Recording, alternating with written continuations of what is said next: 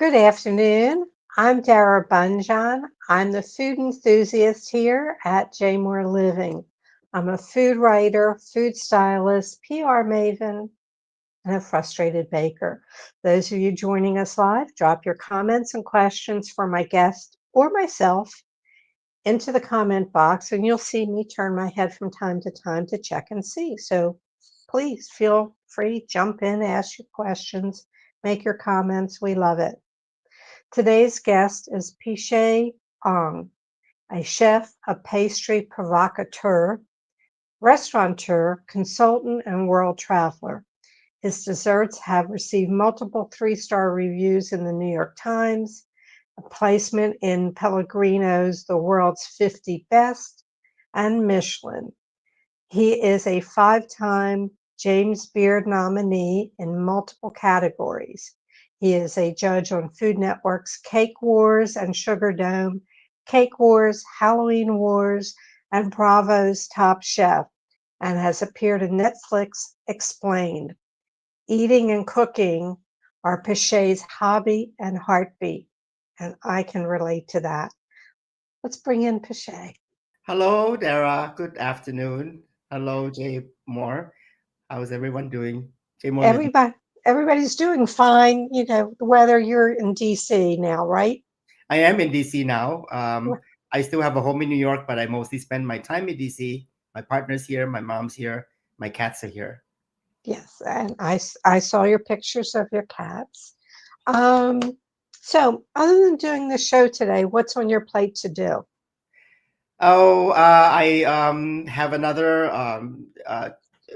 telephone conference of sorts in a little bit. I'm visiting my mom, who is now in a rehab. She had an accident Oh, recently. So a lot of my days have been spent around that. Besides also reading books, I'm taking a little bit of time off from work now. So I've been a little bit just tidying up things around the house and just living life. well, that's good. You worked hard. Um, I don't know anybody else. Maybe I do. I find that most of my guests are overachievers, which you definitely fall into that category. You have 3 degrees, um, a BA from Yale in English language, a BA from Brandeis in mathematics, and your master's from UC Berkeley in architecture. That's right. Somewhere along the line, something went askew, and you said, I don't want to do these. I want to do food. What was your family table like growing up? Because your father was Thai, Chinese, your mother was from Singapore. You were in Bangkok. You grew up in Bangkok, and oh, where are my notes? Okay. You grew up in multiple places. So you came to the US around what, 14, 15, or 16 years of age? 14 is right. Okay. So So, both my parents actually are from China. My dad had migrated to Thailand pre-revolution, so in the early 1930s. My mom had left China in the middle of 1940s during World War II. She fled from Shanghai to Japan and then eventually made her way back to Singapore, where her father, who's a diplomat, had set up home. But by the time she got to Singapore, which took many years later, she found out that he had already started a different family. So she had a very broken home kind of an upbringing where she oh, really had a family of that to call her own. My dad, on the other hand, uh, with his 9 siblings and parents who fled to Thailand due to poverty, had a bit of a head start and had paved, a very illustrious career in real estate and business development. As a lot of you might have guessed that in the 1930s, 40s, 50s, Thailand is in a different condition than it is today. So I was conceived in Singapore, but then somehow I ended up being born in Thailand because my dad had suggested my mom relocate to Thailand to pursue better quality of life. Right. But at the age of 4, they had split up, and then I had moved to Singapore to stay with my mom's family. And so from 4 to 14, I grew up in Singapore. And that's when my life changed quite a bit, in that I identified myself as being Chinese. Because for the first 4 years of my life, I never felt I blended in somehow completely with the Thai culture in terms of the food, the language, the music, the cultural, and never understood myself fully until I reached Singapore, when I had to learn Chinese as a first language and attended Chinese schools, and also changed the education system to a British system, where I had to go through O levels and A levels, which is equivalent to like grade 10 and 12 to the US. So upon completing that, I came to the US. I think originally I was enamored with the pop culture that the US was presenting.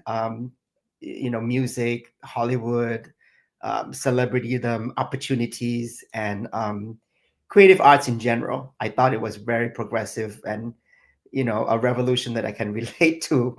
Uh, Right. it was the pop culture that drew me to the States. I wanted, Right. I knew the songs very, very well. Right. The 70s, it was so many, like the Carpenters, Captain and Tennille, and then in the 80s it was Madonna, and the Puerto Rican influenced pop music from New York. So those were the things that attracted me to New York culture too, Right. and hence I came to the States at the age of 14 to Right. attend In college. in growing up in Singapore, your family table, do you have siblings? What was served? I mean, what was dinner time like in your family? So I'm the only child of my mom and dad. My dad had 4 kids before me, 2 boys and 2 girls, and my mom had 2 girls before me.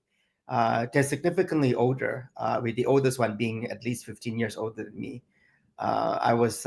You could say that I was born out of accident, or like I was conceived out of accident. It's a love child of sorts, a fling. My dad was on a business trip, and stuff like that happens quite a bit back then.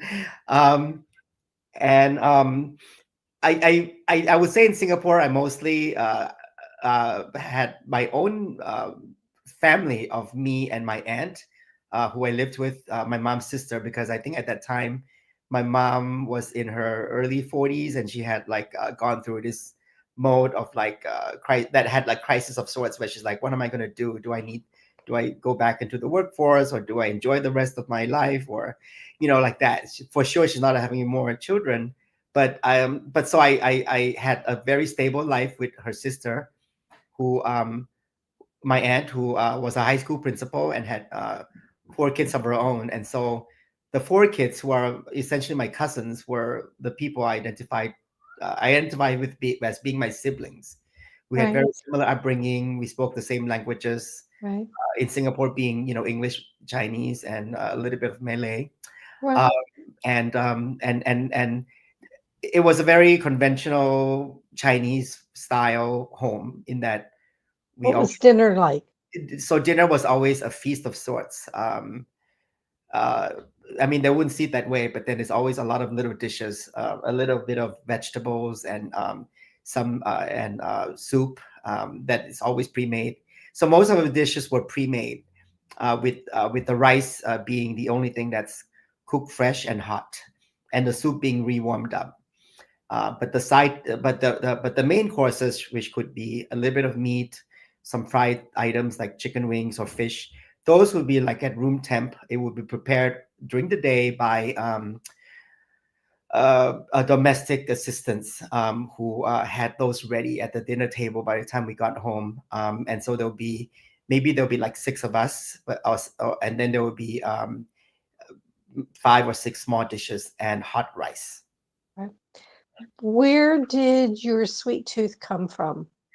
So my sweet tooth, I never understood my sweet tooth, because both my parents had it. I didn't fully realize until I went to Shanghai in the maybe late 80s at that time. I mean, I don't remember exact year, but it was around the time when Wham was really big, Remember, they went to China, George Michael.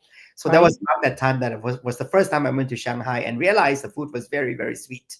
And that the sweet tooth was sort of the norm where you wake up in the morning, you have something sweet, whether it's something that's traditionally Chinese or a tang yuan, which is like a dessert soup of sorts, or it could be a European style pastry. As now that the world has opened up, everyone knows that Shanghai is very European like Right. uh, International. international town in Asia.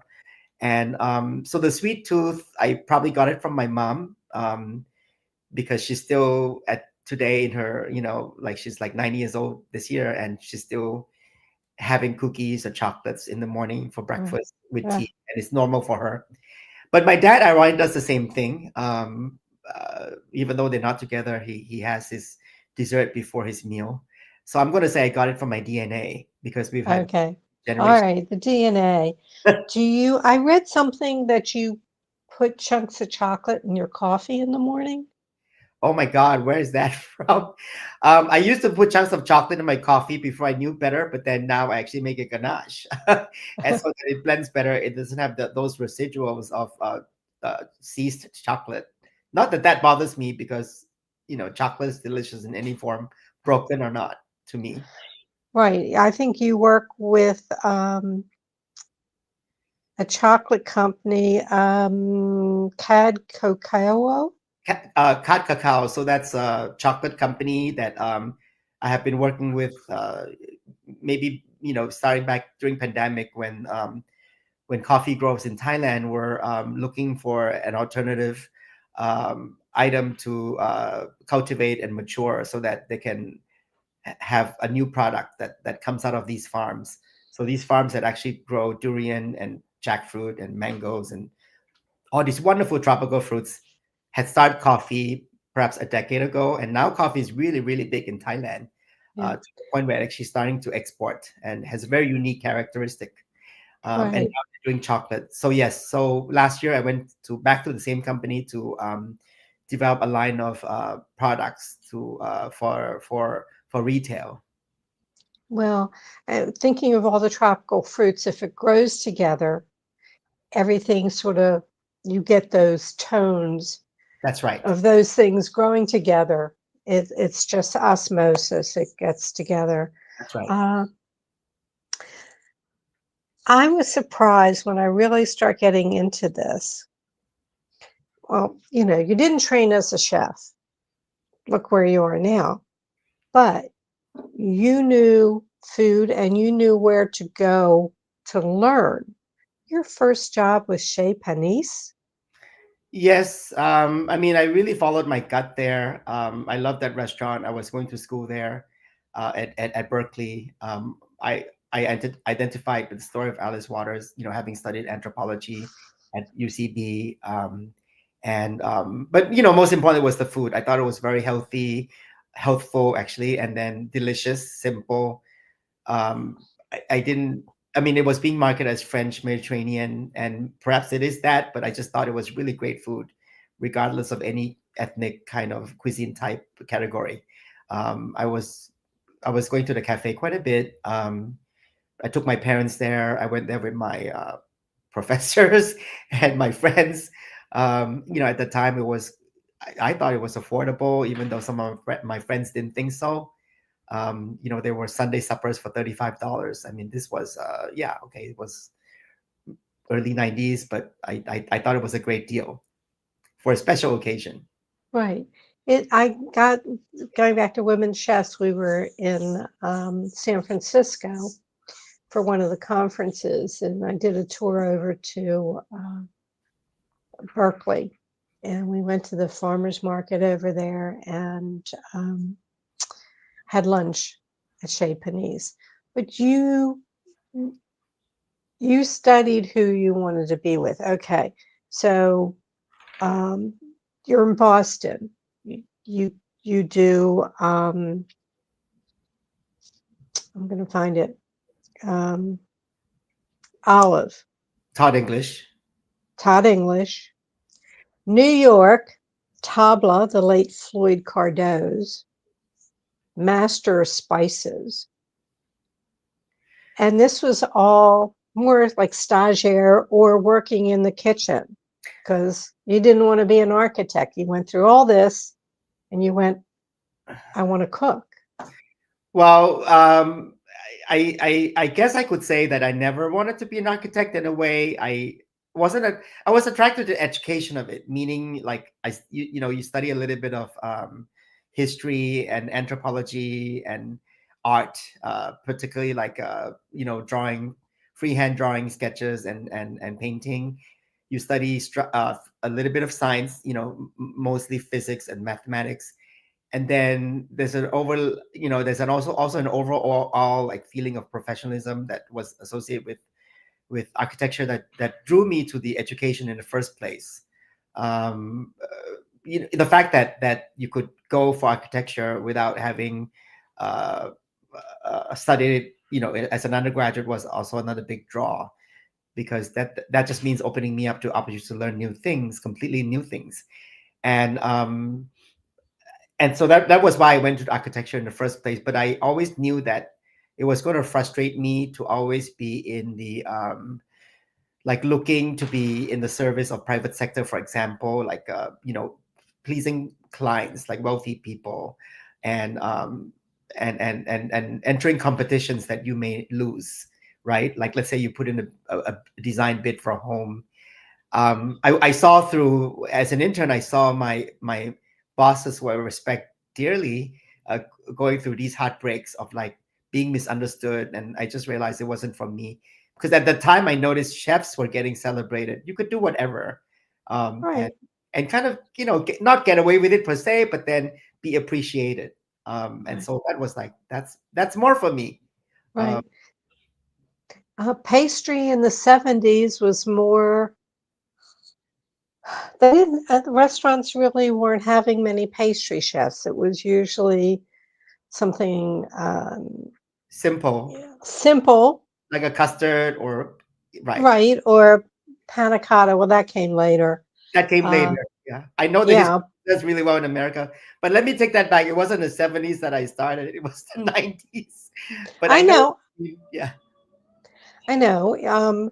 And the 80s, your mentor and friend and somebody you, John George, came up with the molten chocolate cake. Hmm. So we start getting the desire to have pastry chefs, and that career starts growing from there. Tell us a little bit more because you went to work for John George Varganichen. I'm not sure I get it right, but I Friction. think I think I'm close. Um, who had John George? Who had the Spice Market? Um, he had a number of restaurants I got to eat at John George. It was a special birthday luncheon. My sister treated me. Uh, so, how did you went from an employee to a partner in a sense with John George? Am I correct? Yes. Um, so, okay, going back a little bit to where this started was, you know, when I moved to Boston, I worked with Todd. I think in 1995 was, that was when he started breaking out of his Italian Mediterranean mode and opened up the bigger olives and did more food that I consider to be, you know, fusion. You can say fusion that now, but you couldn't really say it back then, in that he was taking ideas and inspiration from the East, or, you know, Africa. It could be really anywhere, Mediterranean, and included into the his usual Italian repertoire.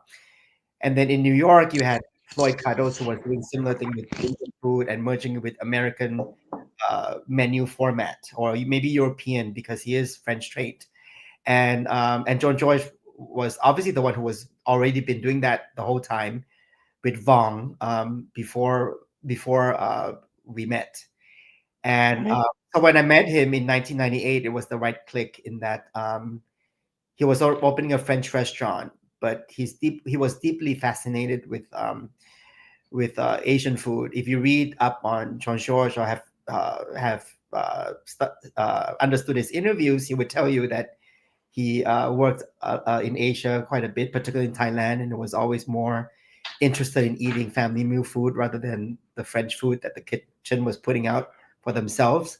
And all of those, that passion and the love was, a big influence for his restaurant path, beginning with John George the fine dining. So when I went in, actually I wasn't originally a pastry chef in pastry with him for him, because he had a pastry chef at that time, and he was deeply rooted in French desserts. And but the food was a little bit different in that he brought in a lot of Asian flavors: Sichuan peppercorn, lemongrass, ginger, spices, right? So that was original John George. And then after working some time, uh, we all saw, or we both at least saw the potential of opening up a Chinese restaurant, for example, which fine dining Chinese, which at that time did not exist. Uh, um, Actually, more like Hong Kong cuisine, Cantonese cuisine Right. out of Hong Kong. So we opened up 66, and we continued talking about street foods of Asia, in particular Malaysia, Singapore, and some of Thailand. Um, and then we opened up Spice Market.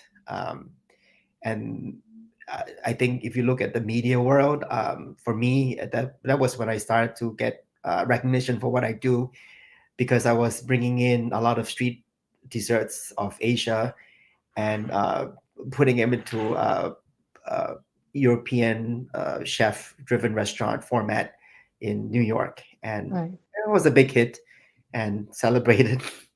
Right. Right. We do have a question here. I sort of know the answer, but I'm going to let you answer it. How do you feel about the emergence of sweets that are a blend of sweet and savory, sweet and spice?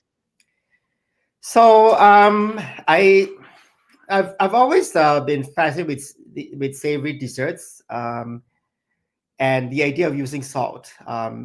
So if you actually look at, like, for me, I'm going to speak from an Asian perspective, because a lot of people these days are, love to talk about roots and where things come from. For me, like, the salty, savory desserts have always been around in the cultures that surrounded me. Like, if you look at traditional Thai desserts, a lot of it is actually made with onions and garlic, and then it's made into dessert such as the morgang, which is a type of a coconut cake which has caramelized shallots in it, and it's dessert for sure, for real. It's dessert. The amount of sugar that's in there, and you actually eat it as a snack throughout the day or after dinner is okay too.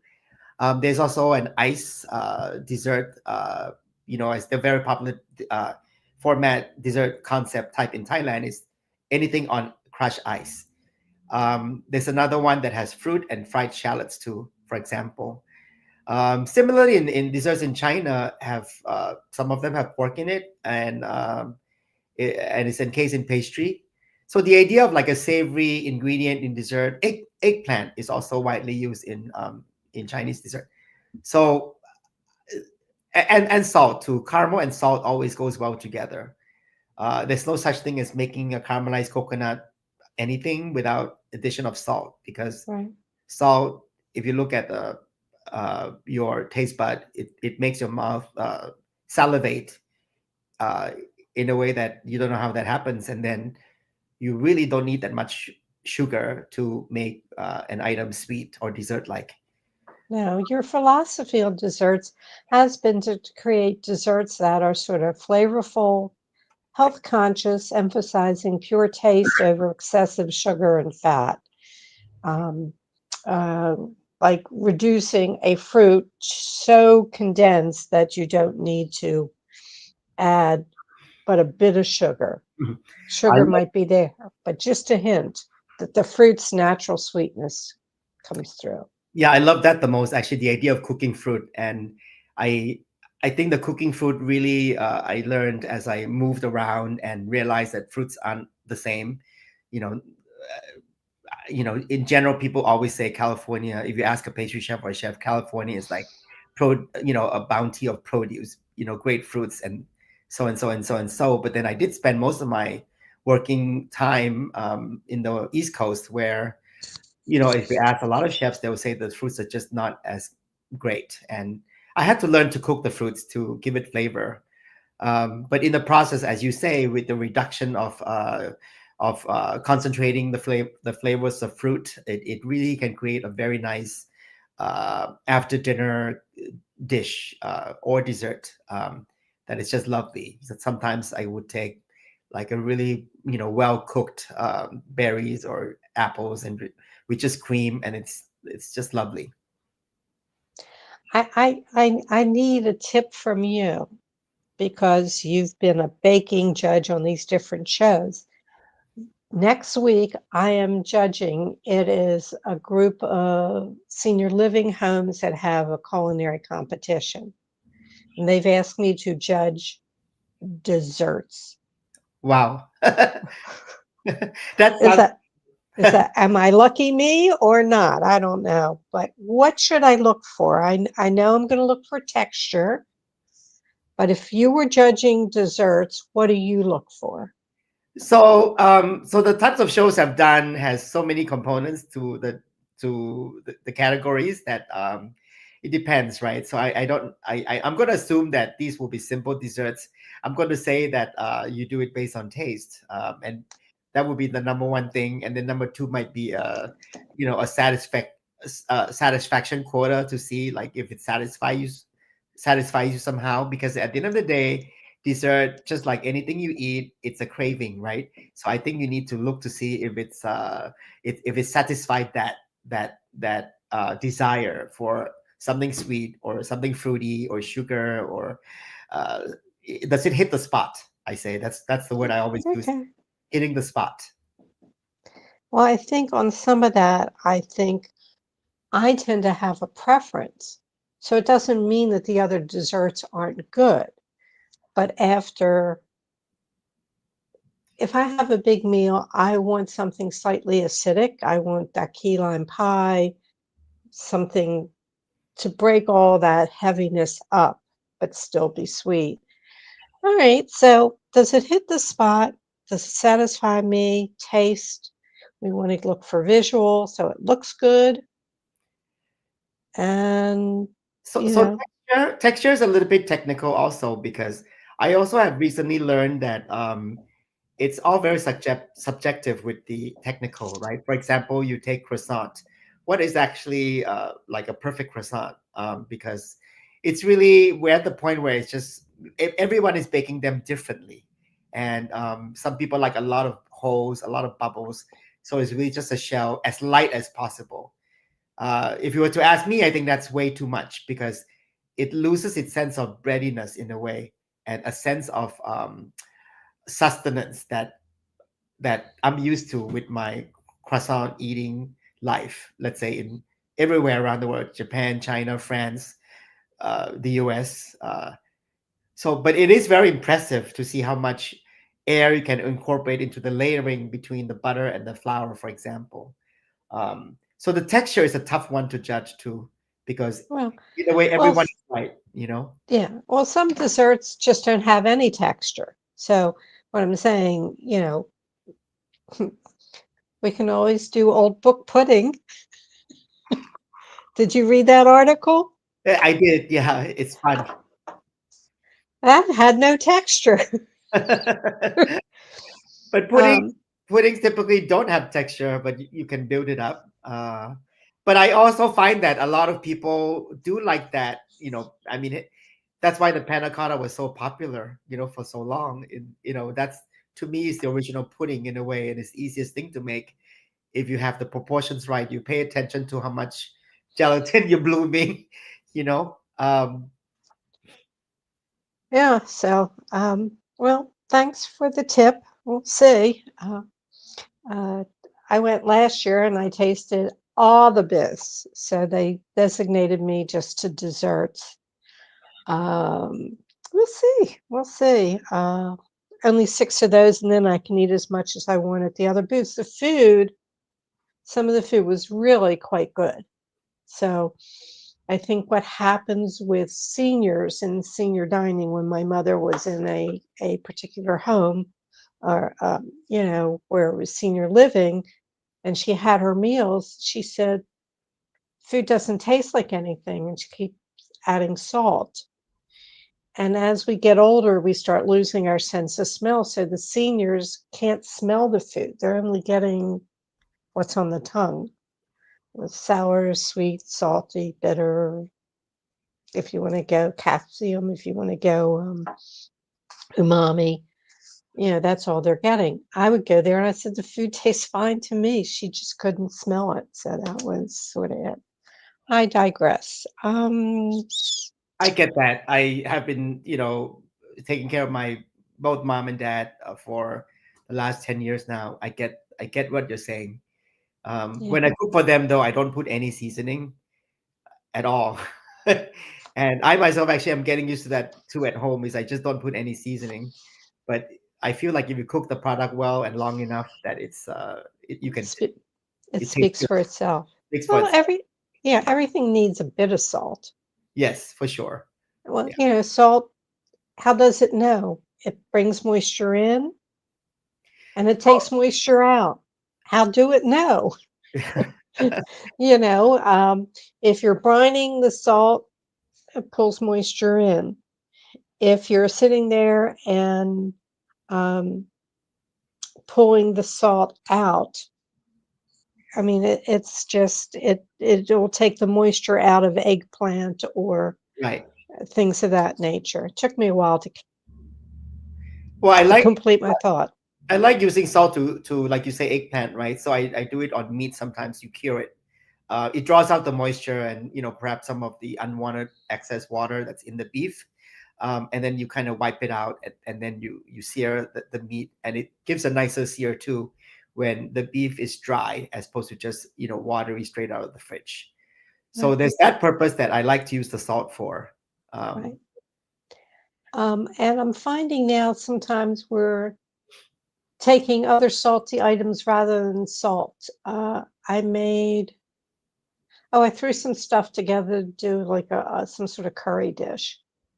But instead of salt, I used some fish sauce, Asian fish sauce. So I'm trying to, and it brings it in a different way. It was wonderful. Um, there's Yes, so much.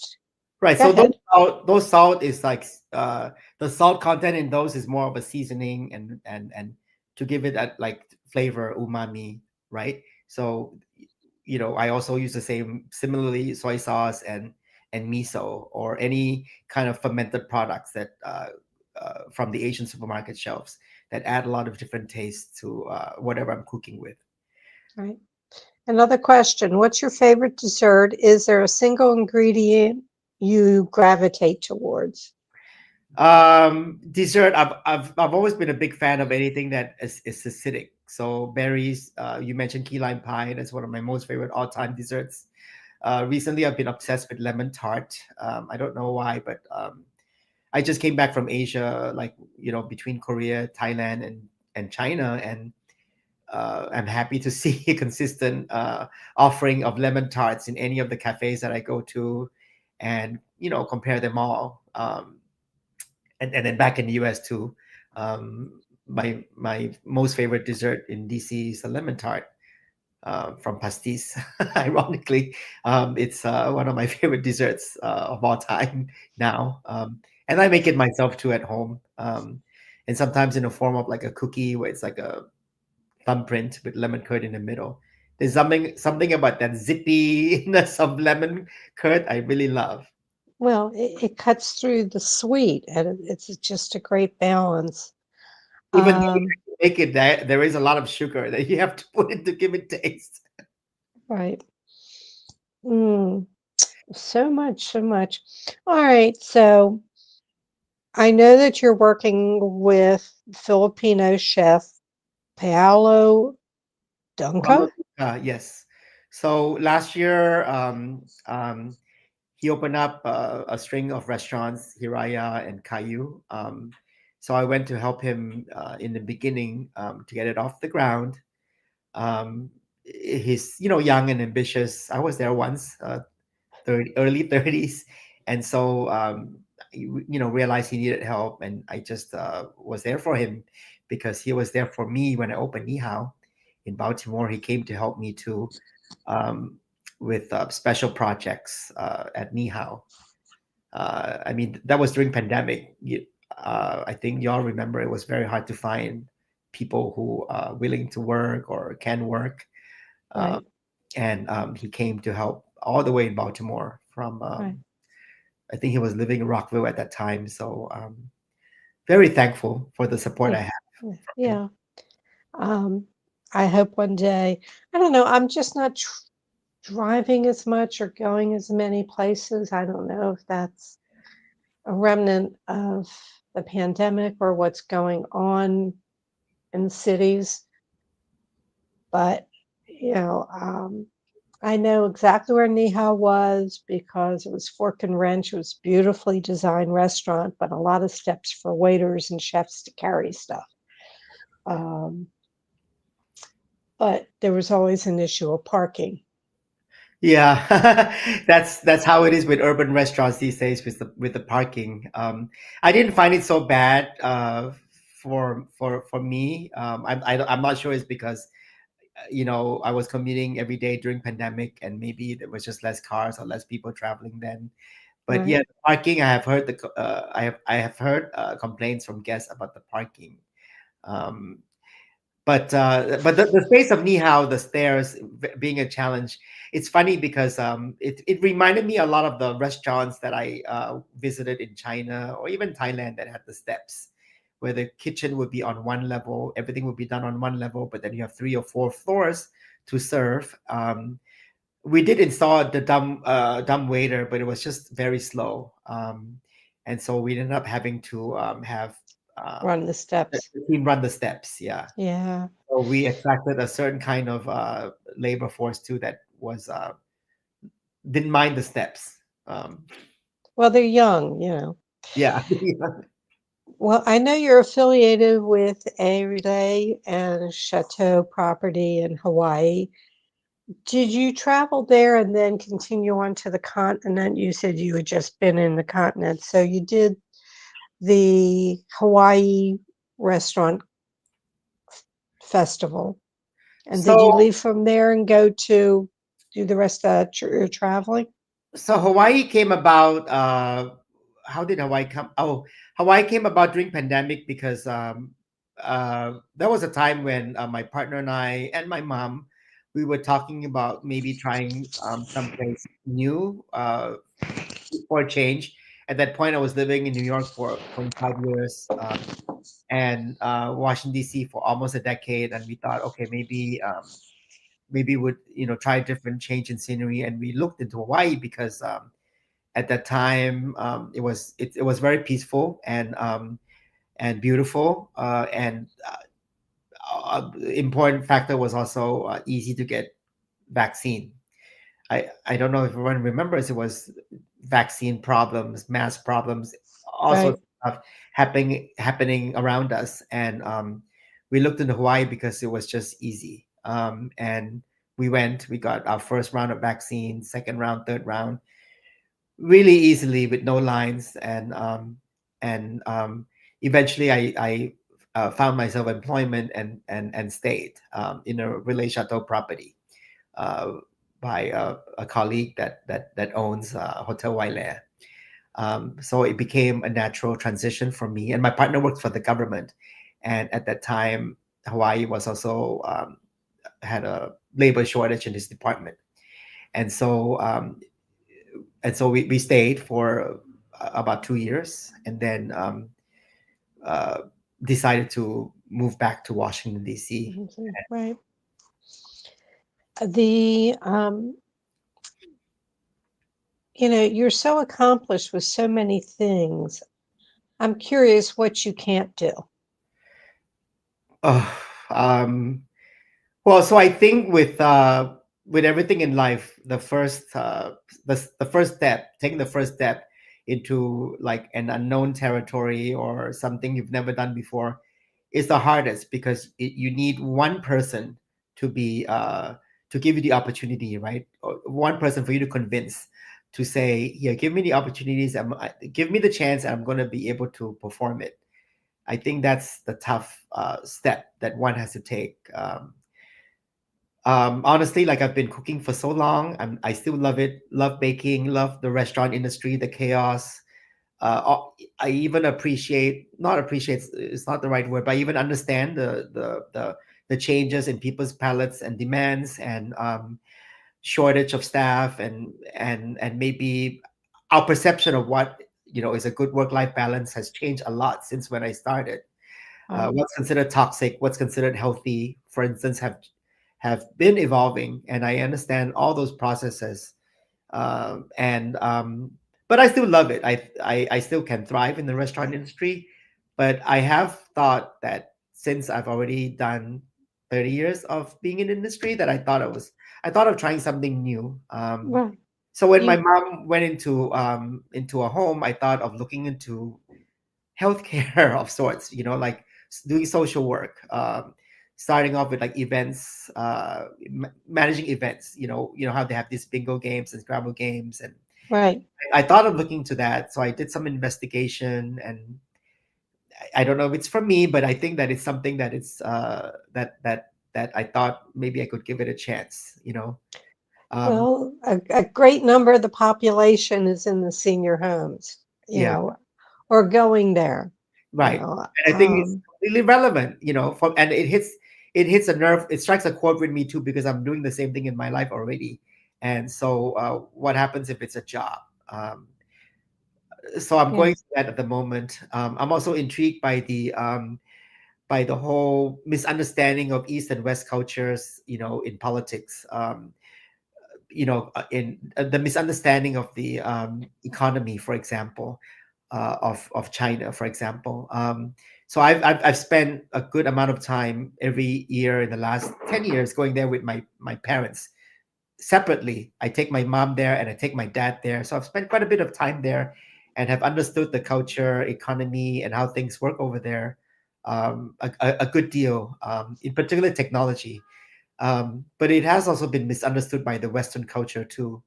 So right. there's that, foreign diplomacy and all that I've thought about. Should I, apply for internship at the UN, or do something in government?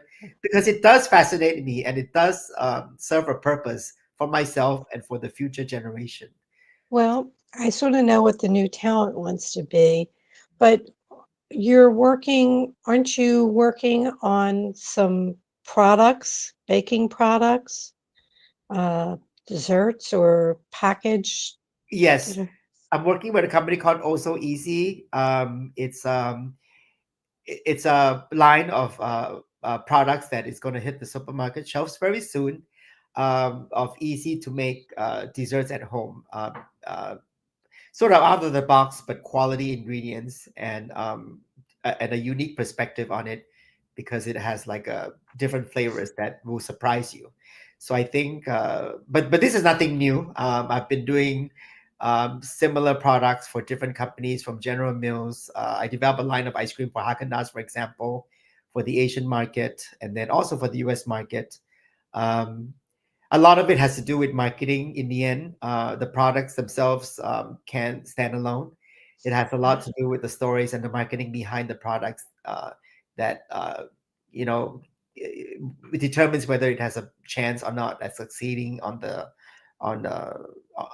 market. So Right. I've always been developing products for the last 15 years. Cake mixes, cookie mixes, fragrances. I did a lot of Well, fragrances. I look forward to seeing it on the shelves. Or maybe since we're such close personal friends, you can get me a sample. For sure, you're gonna get a box. I'll make sure I'll text Ava right after this that you get a box. That would be great. That would be great. Because, I sit here and say pastry, desserts is challenging for me. Cooking, you throw in this, you throw in that. Like I said, what you salt, I'll use fish sauce. I'll throw this in instead of that. But you can't do that with baking. And sometimes, it took me a while to realize that my oven, even though it said it was a temperature, wasn't at temperatures. Just anything that could go wrong has happened to me in baking, but I still persist. I do a good key lime cheesecake. Might be too sweet for you, but it's perfect for me. Um, we could talk forever. I'm not going to do that to you. You know, you have some questions coming up. If you could go back and give your 18-year-old self a piece of advice, what would it be?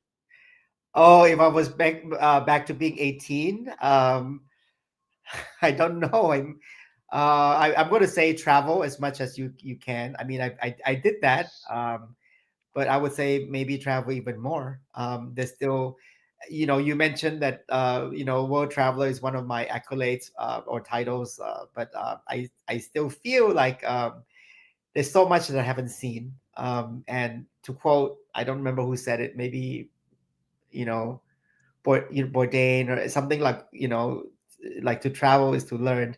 So I think that if I were to give any advice to any 18-year-old, it would be like life is a learning process, and there's no better way to learn life is to travel because 99.999% of the world is very different from how we live. And I think Right, you need to see because that's when you can clearly see where your potential is, can solve any right. crisis in a way, in that, and then realize that you don't really have it the best and you don't have it the worst, and there's all this in between, Very well put. right? So Yeah, travel and then see, and don't be hung up on rules and regulations and laws because they're constantly changing. uh, right, and if you look at most of the world, the policies always change. The players may remain the same. The policies always change. It's not right. the other way around. What two things must be in your refrigerator? What two things are in my refrigerator? Must be, meaning you Oh, can't live without it. It's always got to be in your refrigerator. butter. There's always butter. I love it on bread. Sometimes I eat it on its own. That's okay. Okay, maybe let me broaden it out because my fridge is really really full. I have a lot of dairy in general, so I have milk and cream and cheese and creme fraiche. I love a simple cake with creme fraiche, so I don't have time to make creme fraiche, so I always have that. What is the other item I always have? I guess something baked, cookies, brownies. I always have those because it's sometimes I have. I'm telling you, I have like a cup of cookies for breakfast. Like this morning, I woke up a little late. A cup of cookies and a cup of coffee, and I'm fine. That's fine. That's fine. I had um, mango, tangerine, and apple with cinnamon on it, and what they call birds in the nest, which was a toasted piece of bread with the, I guess, soft boiled egg or sunny side egg in it. So that was mine. So I had the sweet with the cinnamon. That's If nice. you I wake, always, I always yeah, have fruits as well. So right now I have pineapple, I have sumo oranges, and blueberries. My mom loves blueberries, so blueberries on yogurt is like our favorite thing, earth, yeah, and it's not too sweet. right? And high in If, antioxidants. pardon me, High in acti- high in antioxidants, yes. yes, okay. If you wake up tomorrow morning with a new talent, what would it be? Oh, what would it be? Um, mm, oof, I don't know. I think I'd like a maybe better understanding of world relationships, you know, global relationships. I think Okay, that it needs to be resolved somehow. It's been bugging me and consuming a lot of my time. Is I feel like everyone is misunderstanding each other internally and on an international level. And I wish I had the talent to be able to bridge that gap, clear the misunderstandings. And it's not just cultural. It's not just cross cultural. It's also within a community. right, I feel like it's you know I'm thankful to be in a free country in a way, and like being outspoken, being able to like speak on your mind and all that, but also it comes at a price, right? Because a lot of it can also come back to haunt us in a way, in that it's misunderstood, or it right, becomes sort of like the the the the thing that prevents you from moving on to the next step. right. Well, I think everybody's trying to find a way to alleviate the frustration that we're going through. Yes. And that's, I'm going to put it simply like that. I don't want to get too political on this show. I want this to be something where somebody can go and not hear all that. Um, what's the best bite you've had all week? The best bite I had all week. Wow, that's a that's a big one. I mean, I made chicken pot pie yesterday. I really like that, but it should not be something that I made. Um, I don't know. I just came back from Thailand, and I had a very nice meals there. But in particular, I'm going to say that I had a really lovely meal in a Thai restaurant that in Bangkok that I can't wait to go back to. I think my advice also when one travels to other countries is to different types of cuisine too, and not just stick to you know the one category, one type, because everyone is doing food very differently elsewhere. Let's just say Right. you go to Japan and you have Italian food; it's very different from what you'd get here in Italy, and I think the French food in China is terrific. Well, I think the influence, the French were being in Vietnam and seeing that come through on a lot of the things that they do and their flavors.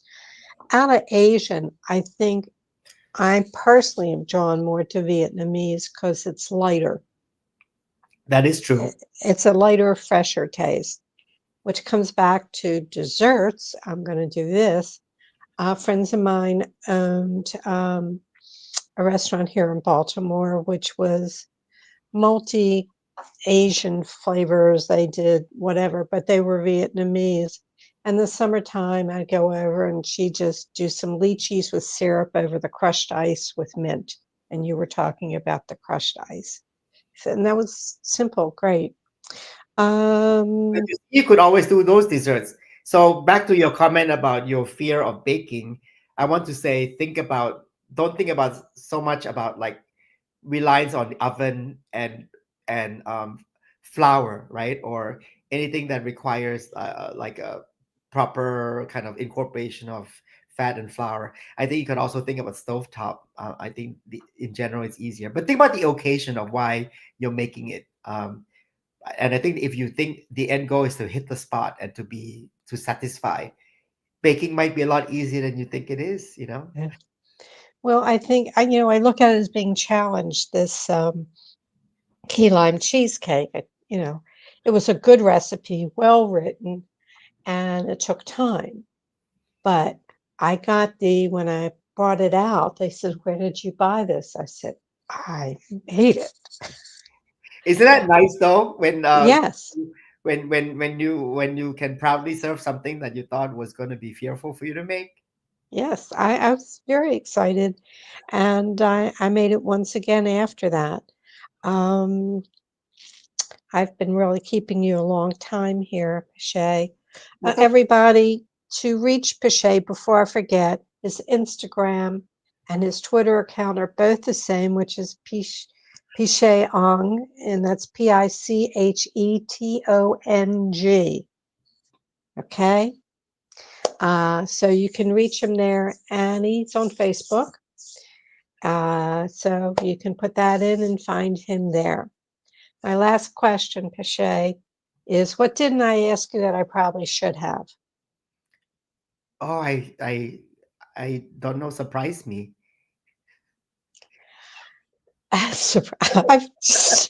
Okay, let me look over my notes. Give me 2 tips for your home bakers. Oh, two tips for the homemakers. Well, I touched up on that subject. So that think about the occasion of why you're baking, and it doesn't necessarily need to be challenging per se. There's a lot of really easy stovetop desserts you could make, and as I mentioned, if you actually cook fruits really well, roast them really well, and not a big. I'm not. I don't judge, any technique or whether you do store bought anything, but actually you could have there's really good cookies that's out there that you could actually like crumble up, and you could make like a your own trifle of sorts with store bought cookies. some whipped cream, some fruits. But in reality, like okay, so the cream, don't use ready whip, please. But get a really good creme fraiche, some fresh cream, and you just turn a few times with a whisk, and you have really nice, you know, creme fraiche whipped cream. You could plop into fruits, and that's a very, very satisfying dessert. Anyone who does that for me when I visit is really going to hit the spot. It will be the highlight of the meal, I promise. And choose really, really good fruits. Yeah, I was gonna say, do some roasted pineapple with That's some right. creme fraiche.